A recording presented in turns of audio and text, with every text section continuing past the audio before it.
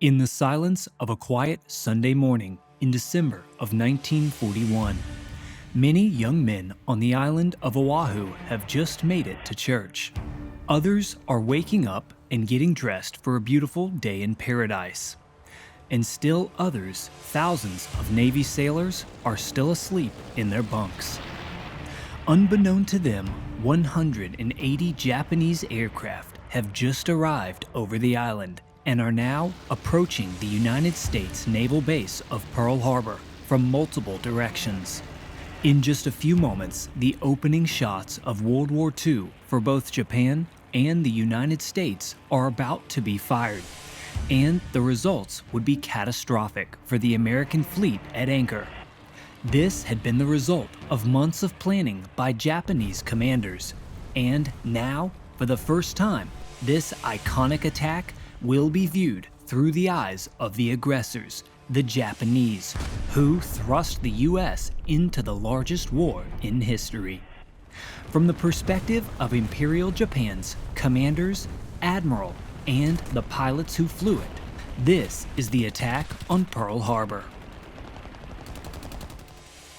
It is the fall of 1941, 4 months before the attack on Pearl Harbor.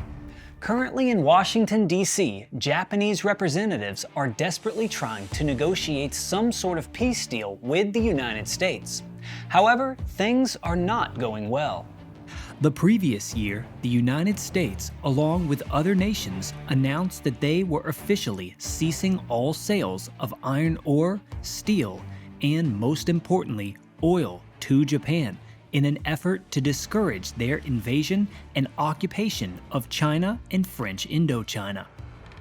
This embargo, however, would prove to be more devastating to Japan than these nations could have ever imagined. Without these imports, not only would Japan's military come to a grinding halt, but also her entire economy in a span of just a few short years. Appropriately, Japan tried desperately to negotiate with the United States, specifically for oil sales. But President Roosevelt refused to give any ground. In exchange for oil and for the sanctions to be lifted, he demanded that the Japanese pull out of French Indochina and China. In the Japanese military culture, however, this was unthinkable. They had just entered Indochina, and the war was nearing an end in China. To pull back now would make clear that they had submitted to the United States and were running from battle. An incredibly dishonorable outcome for the forces of the Japanese Empire. As the US made this stance abundantly clear, Japan saw where the situation was headed. Representatives attempted to continue peace talks in D.C., but as early as April of 1941, the Imperial Japanese headquarters began preparing for a potential war with the Western powers. Contrary to popular belief, however, this was a war that many in Japan did not want. In Imperial Japan, there were two main factions of the military, the Army and the Navy. And unlike many nations, these two factions were fiercely divided and always in competition with one another. And in keeping with their seemingly constant disagreements, when the emperor and his staff summoned both factions to advise him on the potential war outlook with America, he received two very different answers. The army was led by Prime Minister Hideki Tojo and was far more warmongering than any other group. The leaders within mostly wanted a war with America and vastly overestimated the capability of Imperial Japan to wage war with the United States. The Navy, however, was led by much more restrained and logical minds. The Minister of the Navy was a man by the name of Koshiro Oikawa, and he, unlike Tojo and the war-hungry army, knew that Japan was not currently capable of winning an all-out war with America. And specifically, he was well aware of the fact that the Japanese Navy was not fully prepared or armed enough to hold off the American Pacific Fleet. His restraint, however, specifically in speaking his mind, would prove to be costly. As a man of traditional discipline, he believed that it was not his position as a military leader to decide when and with whom to go to war. That was instead the job of the politicians, and he was simply a military leader. So, unfortunately, one of the only men whose insight and opinion could have indeed prevented the war by stating the accurate outlook for Japan and the unpreparedness of her navy was in fact silent and reserved, as he believed it was not his job to speak on such matters. Thus, the nation of Japan, unless the peace talks with the US were successful, was well on her way to war. And as such, a plan had to be made. Despite its overconfident army and some leaders with warmongering ambitions, Japan and the rest of the world was well aware that even in 1940, the United States of America was a superpower. Their economy was second to none, and should they go to war with their utmost strength and on an even playing field, they were nearly unbeatable. So, it quickly became clear that Japan would at all costs try to ensure that this war was not fought on an even playing field. The best way to do this, without a doubt, was a surprise attack, a swift and unexpected blow that would cripple the United States, while Japan immediately engaged in an aggressive campaign across the South Pacific to take as many natural resources as possible to fuel their military and economy. This would require a long and drawn-out war by the United States to build back and retake all of the territory. This was not a war that Imperial Japan believed the American people would be willing to wage. But where and how would this strike take place? Perhaps a submarine strike on the massive naval base in San Francisco, resulting in a crucial blow at the mainland soil of the United States. Or perhaps Midway Island, an army invasion of a valuable airstrip in the middle of the Pacific. No, neither of these would be the chosen target. Instead, a man by the name of Isoroku Yamamoto was already well into the building of a plan that would go down in history. Yamamoto was currently the most valuable man in the entire Japanese Navy. He had recently risen to prominence for his keen strategic acumen and his unwavering position against war. In fact, he was one of the last men that one would expect to plan the ruthless surprise attack against the United States, as he had been firmly against the invasion of China, against the tripartite pact with Nazi Germany and Fascist Italy, and was now also against war with the United States. If anyone would have had an accurate grasp on the situation, it should have been Yamamoto, who, during his time in the United States, had studied at Harvard and had learned perfect English. Due to these opinions, Yamamoto had become a very likely target for assassination by the aggressive Japanese army commanders, who knew that he could try to prevent the war that they wanted. So Yamamoto was named Commander-in-Chief of the combined naval fleet for the sole purpose of protecting his life, as naval commanders expected that Yamamoto would certainly be assassinated had he remained on dry land. During his time as Commander-in-Chief of the naval fleet, Isoroku Yamamoto had innovated many important aspects of the Imperial Navy, but perhaps none so much as naval aviation. Yamamoto was the greatest advocate of naval air power that Japan had ever seen. Under his direction, the Japanese naval aviation forces had developed greatly in recent years, and now it was because of this that a plan to strike Pearl Harbor from the air was born. The inspiration and specific origins of the concept for an attack on Hawaii are actually unknown. But what is apparent is that Yamamoto was already planning the concept out as early as January 1941. This sort of strike, however, was completely revolutionary, as naval aircraft had only just recently reached a point where they could legitimately carry enough firepower to execute an offensive strike on an enemy fleet or base. Thus, Yamamoto and the Japanese Navy had to put together a plan the likes of which had never been before conceived. Originally, when Yamamoto assigned one of his staff members to study an attack on Hawaii and present him with the options, there were 3 different attack concepts that were considered. The first was a strike utilizing only Japanese dive bombers, the most accurate and most reliable for an attack in a shallow water harbor such as this. They would launch from 350 miles away at sea and return back to the carriers. This plan lacked fighter escort, but was more of a hit-and-run concept, targeting only the American aircraft carriers and then returning to the fleet. The second idea was an interesting one, as it also utilized only the Japanese dive bombers. But instead of launching at a distance of 350 miles at sea, the strike force would be sent from farther out, and immediately following their launch, the Japanese carrier force would turn back for Japan, leaving the dive bombers to land in the sea, where they would later be picked up by submarines.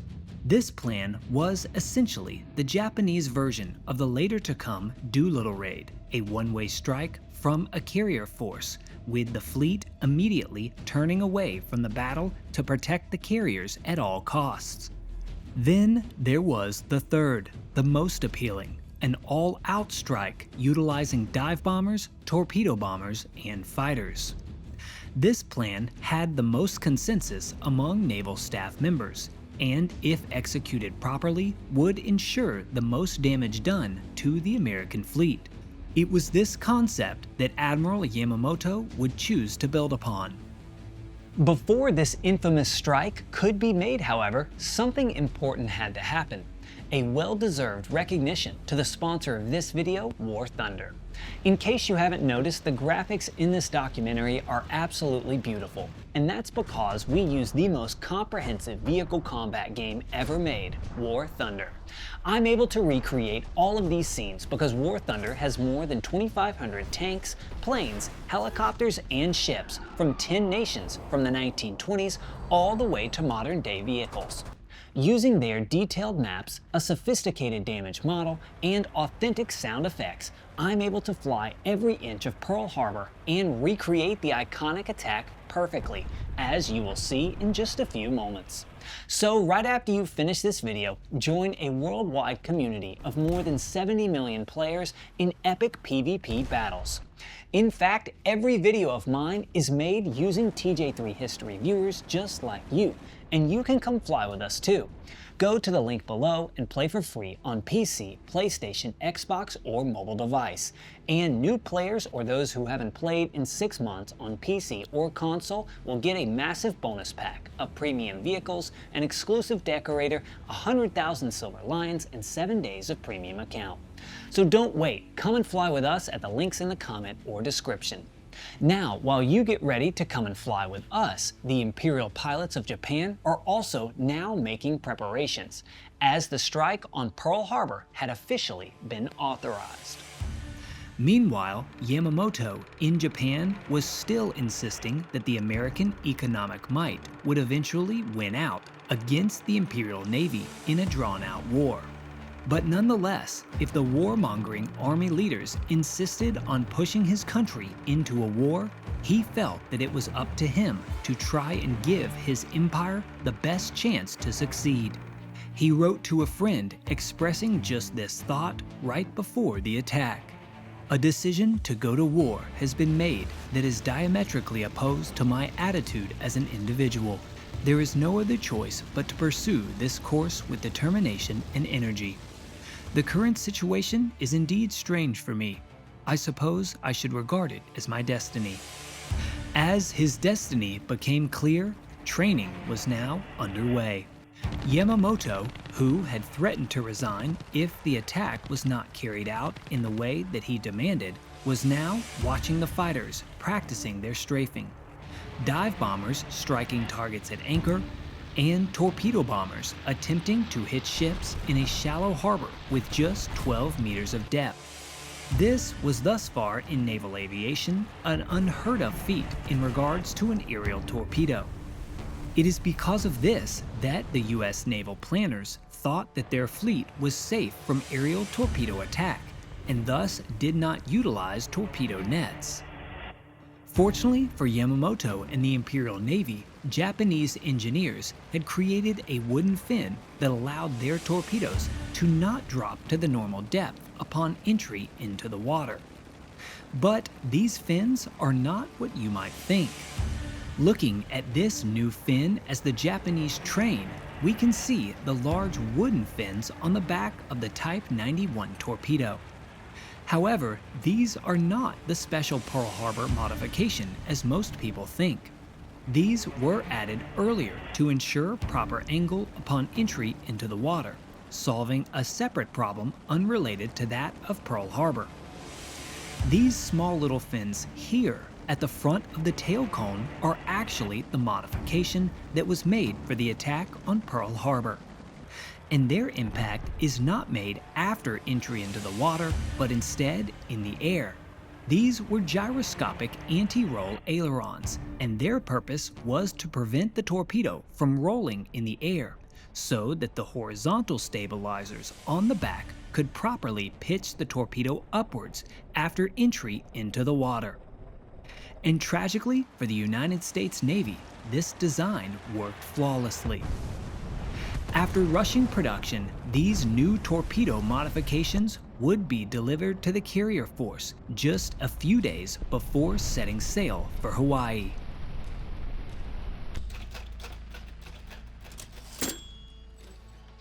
In Washington, D.C., peace talks had now reached a breaking point. Some historical perspectives show the Japanese as fully deceiving the United States with false peace talks in the lead up to Pearl Harbor, or that the attack was a complete and total surprise from a nation that we were not in a tense relationship with. But these takes are not entirely true. In reality, the Japanese envoy assigned to reach an agreement was aggressively still trying to negotiate peace. And when they began to fail, it was actually quite clear. Here in the New York Times, we can see a few articles from mid-November that show the state of the peace talks with the U.S. in the days leading up to their deadline for a decision. November 5th, Japanese rushes special envoy to the U.S. with last proposals. November 15th, more Japanese representatives arrive, hoping for peace. And November 23rd, U.S.-Japan talks now at critical point in bids for truce.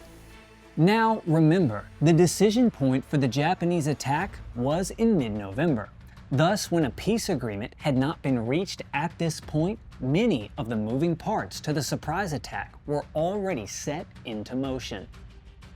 On November 26, the Japanese carrier fleet, or Kido Batai, commanded by Admiral Chuichi Nagumo, set sail from Japan and headed towards the North Pacific on radio silence. The force of 6 aircraft carriers and more than 360 aircraft was fully prepped and ready for war. At the same time, we can see things begin to unravel as Japan accepts their fate.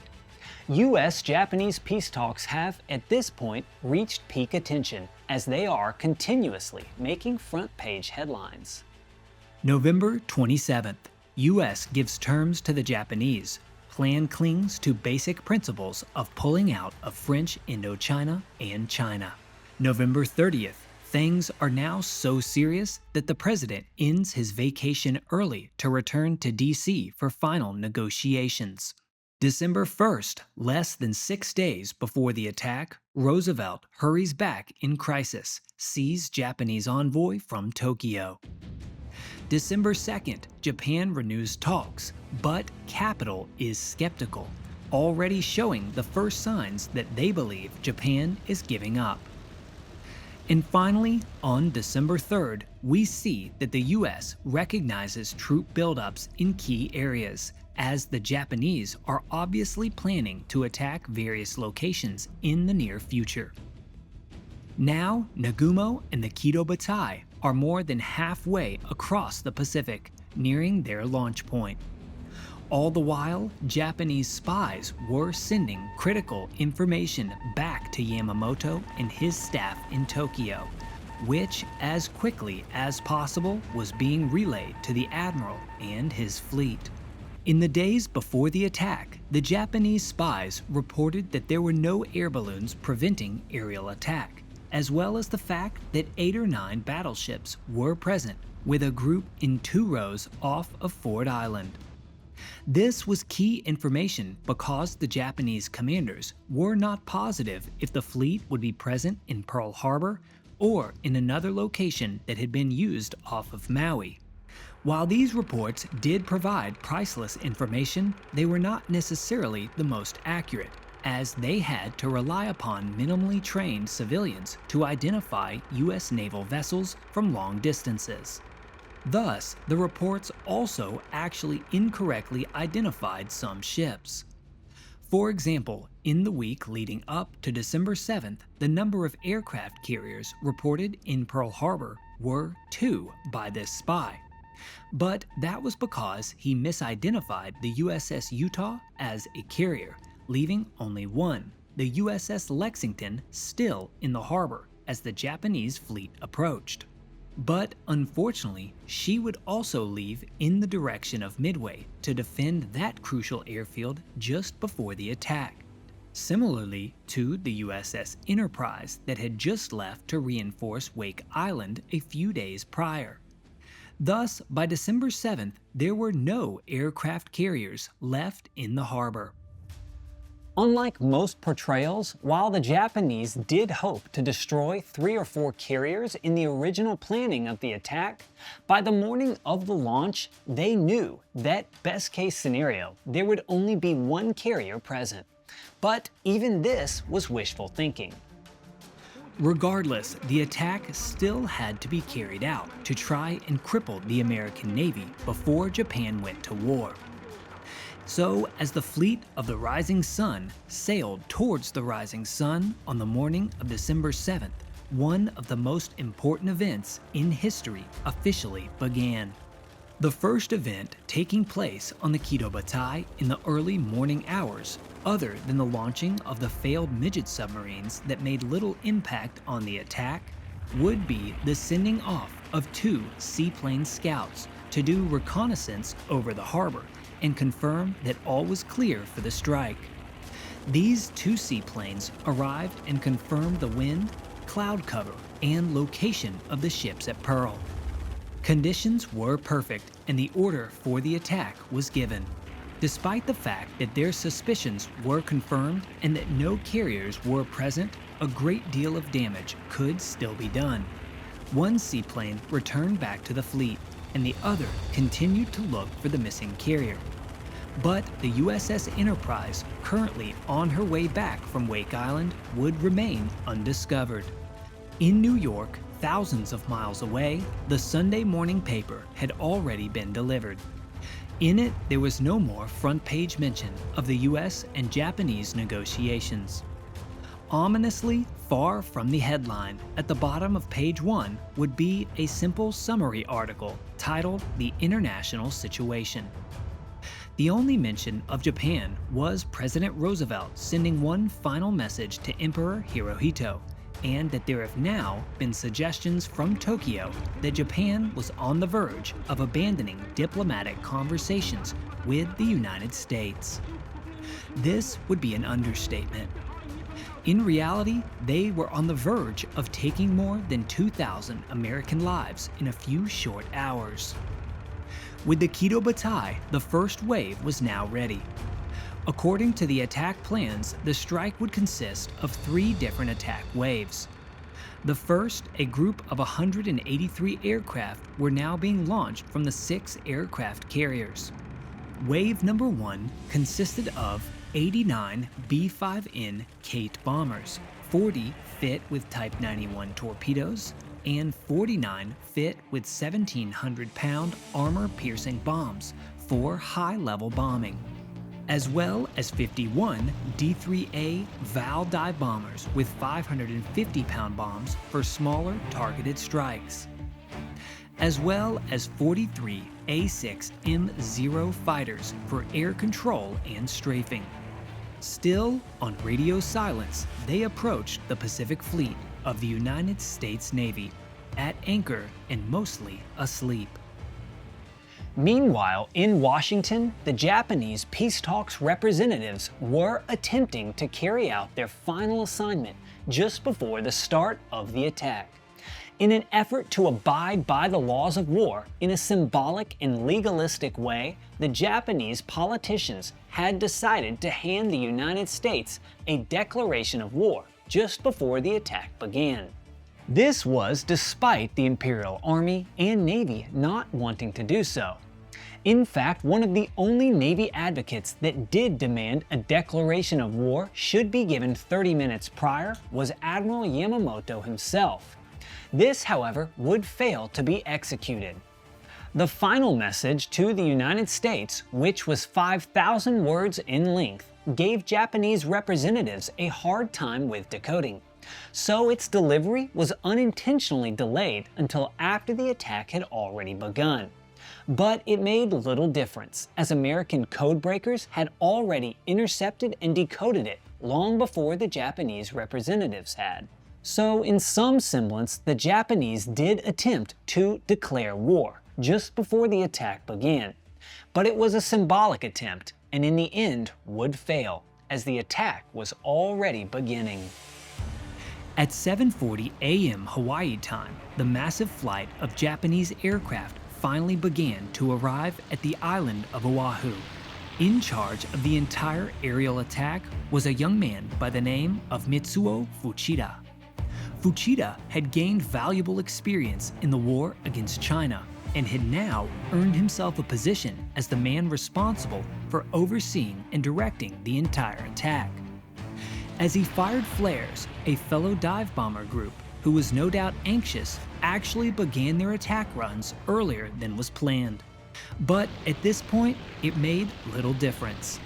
So Fuchida called out over the radio, "To, to, to," the code words to command the entire first wave to attack. After shooting at a couple of unsuspecting leisure aircraft on an early Sunday morning flight, most of which were civilian, the flights began to head to their respective targets.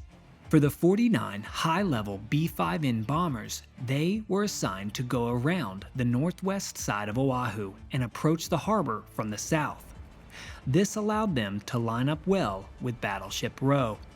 The 40 B-5N bombers carrying torpedoes would take a similar attack, but at low altitude, and would be split up as they approached the harbor. Some would strike the western side, while others would turn around after passing the harbor and get the ideal angle of attack for Battleship Row from the east. Meanwhile, the 51 D4A dive bombers came in over Oahu from the north, preparing to strike the main U.S. airfields, joined by 43 Zero fighters. At approximately 7:49 a.m. on December 7th of 1941, 11 minutes ahead of schedule, the first attack took place, as the torpedo bombers, the most vulnerable, but also perhaps the most deadly, approached Ford Island and Battleship Row to take advantage of the initial moments of surprise. Here we can see one of the most important maps in the history of World War II, a post-mission report map drawn on December 8th of 1941 by Commander Fuchida himself. Noting with absolute pinpoint detail and accuracy the results of the attack, right down to what sort of bomb hit precisely where on each American ship in the harbor. In the title of the document, we see Top Secret, Estimated Damage Report against Surface Ships on the Air Attack of Pearl Harbor, December 8, 1941. In this initial torpedo strike, we see half of the northeast side squadron, led by Hirohito Matsumura, who came upon the retired battleship USS Utah, currently in use for training. Here, Fuchida notes 6 torpedo strikes coming in to sink the ship, marking it with an X. Matsumura himself, however, recognized that this was not a prime target, and instead carried over to the next available target on the docks of the southern side of the harbor. Here, he saw a ship which he believed to be the USS Pennsylvania, as according to Japanese intelligence, she was usually at anchor here. In reality, however, she had recently left, and instead, this was a mine layer and a light cruiser. His flight dropped torpedoes and hit the USS Helena and damaged the mine layer USS Ogalla, which tried to pull away from the Helena so that the two did not sink each other. At almost the same moment as Fuchida watched from above, assigned as an air observer in his B-5N, desperately taking notes, the second line of torpedo bombers began their attack, coming in to Battleship Row from the southeast. They would be led by ace torpedo bomber Shigeharu Murata. These came in and hit Battleship Row hard, with the most damage being done to the USS Oklahoma and USS West Virginia, which both took repeated blows as they sat on the exposed outer side of Battleship Row. The Oklahoma would take the worst of it, being hit by so many torpedoes that she quickly capsized and would not even be targeted in the following strikes. Also, now taking place was the arrival of dive bombers from the north, now striking Ford Island. According to some sources, this dive bomber flight may have actually struck first due to a miscommunication earlier in the flares. However, I don't think that that is necessarily true, as we can see in this famous photo taken during the first wave. Within it, we can see a major spout from a torpedo on what appears to be the opening attack of the USS West Virginia. And meanwhile, the airfield appears to be mostly unscathed. Also noteworthy in this photo is a clear indication of the timeline of events. Here, in a close-up, we can see the USS Utah hit in the first torpedo attack from the North Flight, already listing heavily. And also here, the fact that the inner row of battleships has no smoke or fire, including the USS Arizona, indicating that the high-level bombers have not yet struck. This puts the sequence of events into perfect order. So, at almost the exact same moment, perhaps a minute or two apart, the Val dive bombers arrived to strike the Ford Island airfield. This flight were assigned to take out the hangars and aircraft at this airbase and to render the runway useless. Here, the famous hangar was hit by bombs and machine gun fire, which today still stands and bears the scars from this attack. 1 minute later, Zeros and other Vals arrived and opened up the attack on the U.S. Army aircraft in the center of the island of Oahu. Striking these smaller airstrips was crucial to prevent fighters from getting airborne to hit the raiding bombers, or worse, to potentially counterattack against the Japanese carrier fleet. The Zeros would stray first, hitting the grounded aircraft that had been closely grouped together to prevent sabotage. Then the dive bombers came in from above, finishing the job and striking hangars and other important structures. A similar method of attack would follow at Wheeler Airfield, Hickam Airfield, Iwa Mooring Mast Airfield, as well as Kaneohe Bay Naval Air Station on the northeast of the island. Meanwhile, the second most effective attack was now beginning, a high-level bombing attack on Battleship Row. This would come from the dead south, lining up with Battleship Row to give them the highest chance of success. Fuchida, in his own high-level bomber, would help to lead this strike. Here, on his map, we can see the small red circles, indicating the reported hits of the high-level bomber's 1,700-pound armor-piercing bombs. We can see that hits were landed on the USS Maryland and the USS Tennessee, both of which were protected from the torpedo attacks due to their location, but would be heavily damaged by these high-altitude bombers. And then the final target in the crosshairs of the high-altitude bombers would be the USS Arizona. According to Fuchida's post-mission report, the Arizona would be hit by 4 armor-piercing bombs, the most of any battleship at Pearl. One of these bombs would land a blow that would take more life than perhaps any other single moment of the war for the American Navy, when it pierced the deck of the mighty battleship and ignited the forward magazine, resulting in a cataclysmic explosion that killed 1,177 of the 1,512 crewmen on board. Fascinatingly, this would be the most noteworthy mistake on Fuchida's after-action map, as the USS Arizona of all ships was listed as only severely damaged rather than sunk. This would be because the black smoke and fires from the Arizona were so thick that it completely obscured his view of the ship, and he was not able to confirm her sinking.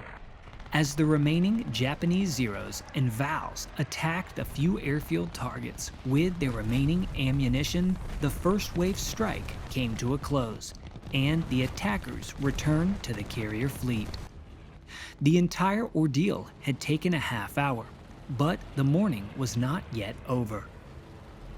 Approximately 20 minutes later, the second wave, consisting of 171 aircraft, arrived at Pearl Harbor to continue the attack.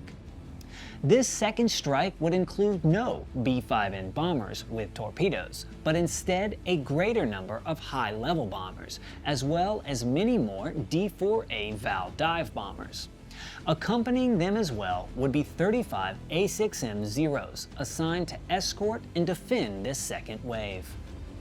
The target of this second strike was primarily the leftover hangars, aircraft, and surviving ships. And this time, the attackers would approach from the eastern side of Oahu.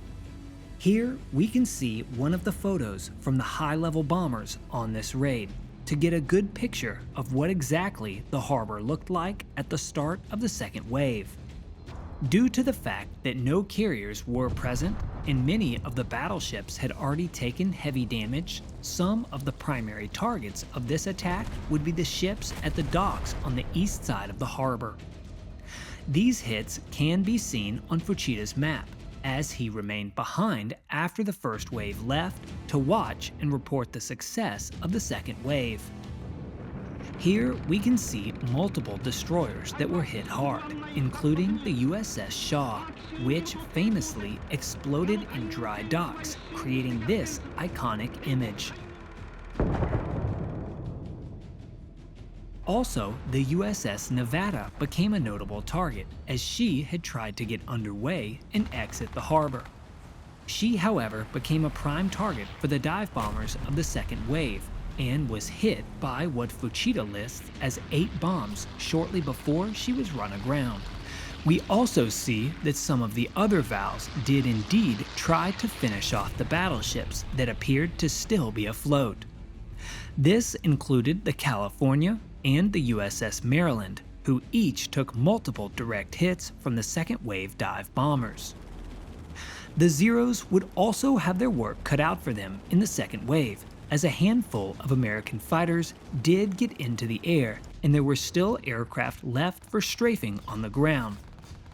But for the most part, the second wave was less eventful than the first, and American anti-aircraft crews were more alert for the second attack, resulting in a few more Japanese losses. At 10 o'clock a.m. Hawaii time, the second wave was gone, headed back to the carriers. In the first 2 waves, they had lost 29 aircraft. No doubt good results for the high-risk attack.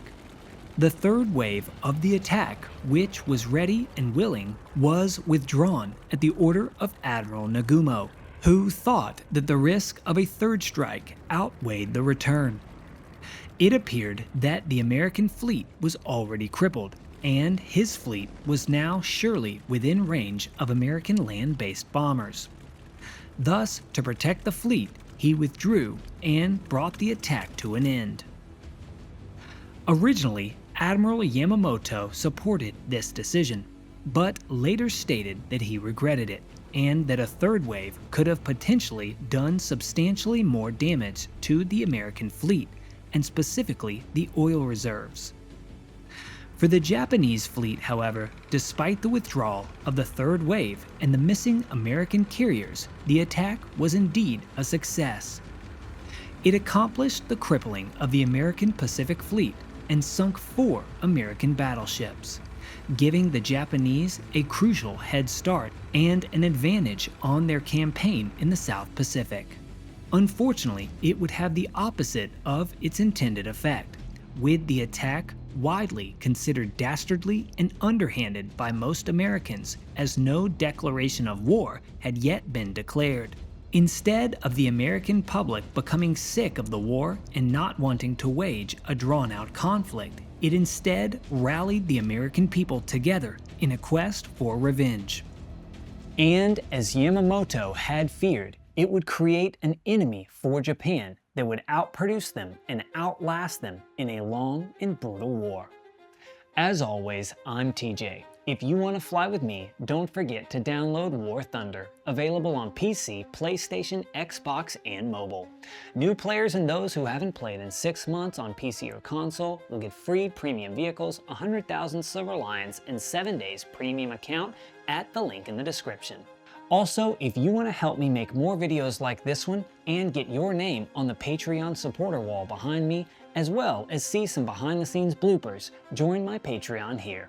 Thanks for watching, and I'll see you next time.